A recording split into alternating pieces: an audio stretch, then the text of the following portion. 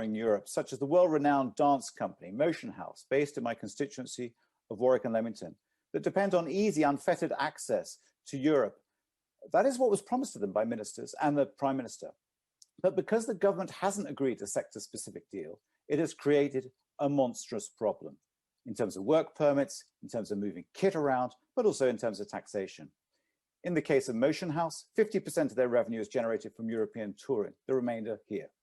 They typically travel to 13 to 15 countries across the European Union every year. So it's desperate for them.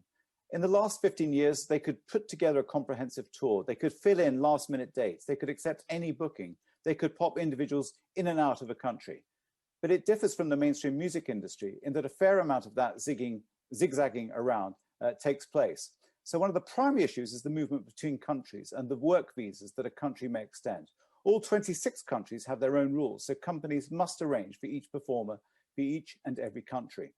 And this compares to zero administration previously.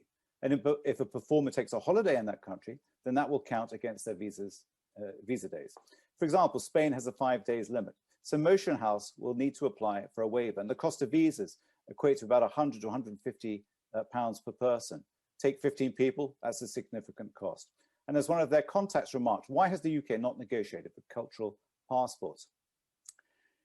As I said, the second issue relates to movement of equipment and the matter of cabotage, and many others have commented on this, so I will not go into that in detail. But the truth is, if you use a smaller van, you're not restricted.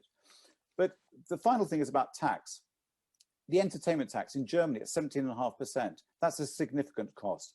Madam Chair, let me just conclude by saying this. The government needs to negotiate a cultural passport. It was an obvious consideration. Why not put that in place? That is the most obvious thing that the Secretary of State can do.